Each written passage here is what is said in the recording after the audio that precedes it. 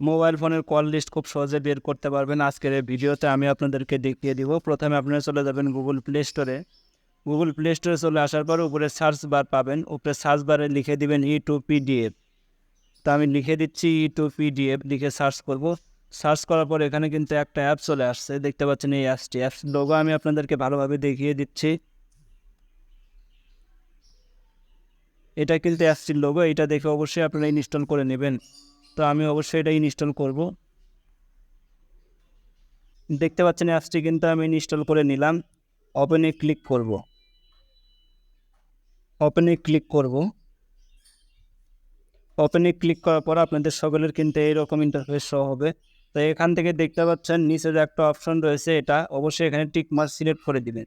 দেওয়ার পরে নিচে দেখতে পাচ্ছেন প্রসিড নামের একটা অপশন রয়েছে, এখানে ক্লিক করে দিবেন। এখানে ক্লিক করে দেওয়ার পরে একটু ওয়েট করতে হবে। ওয়েট করে দিব। ওয়েট করে দেওয়ার পরে এখান থেকে আপনাদের যেটা করতে হবে, এখানে কিন্তু দুইটা অপশন চলে আসছে।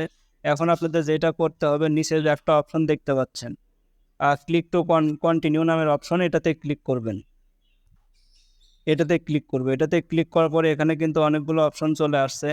আর general call log, SMS, WhatsApp chat, আপনারা চাইলে যে কোনো কিছুর কল লিস্ট কিন্তু বের করতে পারবেন। তো জেনারেল কল লক ফার্স্টে যে একটা অপশন রয়েছে প্রথমে, এটাতে ক্লিক করে দিব। এটাতে ক্লিক করব। এটাতে ক্লিক করার পর এখানে কিন্তু দুইটা অপশন চলে আসছে, মানে কত তারিখ থেকে কত তারিখ পর্যন্ত আপনার কল লিস্ট বের করতে চাচ্ছেন সেটা কিন্তু অবশ্যই এখান থেকে সিলেক্ট করে দিতে হবে। তো আমি অবশ্যই এখানে সিলেক্ট করে দিব আর ডান করব।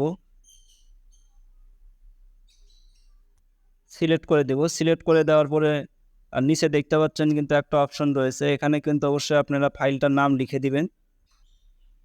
যে কোনো কিছুর নাম লিখে দিবেন। লিখে দিয়ে এখানে নিচে দেখতে পাচ্ছেন অপশন রয়েছে এক্সপোর্ট টু PDF, এখানে ক্লিক করবেন। এখানে ক্লিক করলেও যতবার অ্যালাউ চাবে অবশ্যই আপনারা অ্যালাউটি দিয়ে দিবেন। এবং এখানে কিন্তু দেখতে পাচ্ছেন আমার কিন্তু কল লিস্টটা চলে আসছে, দেখতে পাচ্ছেন। তো ভিডিওটা যদি আমার ভালো লাগে অবশ্যই আমার ফেসবুক পেজটিকে ফলো করবেন এবং যারা আমার ইউটিউব থেকে দেখছেন অবশ্যই সাবস্ক্রাইব করে সাথে থাকবেন। ধন্যবাদ সবাইকে।